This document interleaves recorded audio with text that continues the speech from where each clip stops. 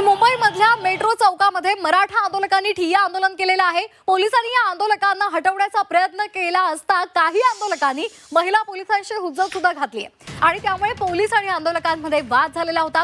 मात्र थोड्याच वेळात पोलिसांनी सर्व आंदोलकांना तिथून हटवलं आणि आझाद मैदानात जाण्याचं आवाहन केलेलं आहे।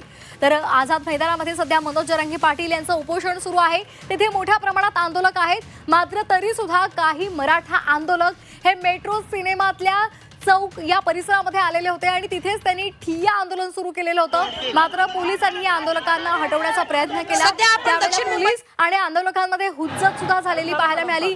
पोलिसांशी या आंदोलकांनी हुज्जत घातली, महिला पोलिसांशी हुज्जत घातली, त्यांच्यामध्ये वाद झालेला होता।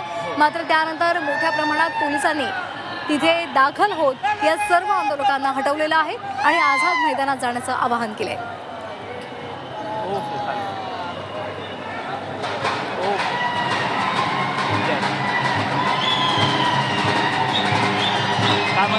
तर आपण ही दृश्य पाहिलेली आहे।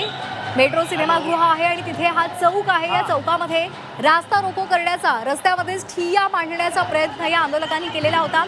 यावेळेला आपल्याला महिला पोलिसांशी हुज्जत घालणारे काही मराठा आंदोलक सुद्धा पाहायला मिळत आहेत। मात्र पोलिसांनी सर्वांची समजूत काढली, त्यांना मुंबईमधल्या आझाद मैदानामध्येच तिथे तुम्ही आंदोलन करू शकता असं सांगितलेलं आहे आणि या सर्व आंदोलकांना त्यांनी तिथून हटवलेलं आहे।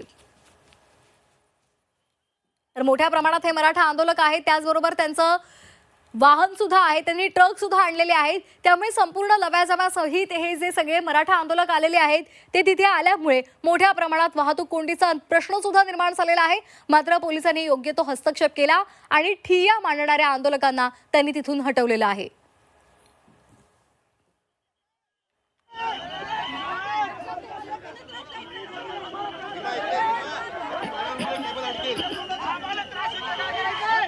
सध्या आपण दक्षिण मुंबईतील मेट्रो चौकामध्ये इथे उपस्थित आहोत आणि या ठिकाणी अक्षरशः या चौकामध्ये येऊन आंदोलकांनी रास्ता रोको आंदोलन केलेलं आहे।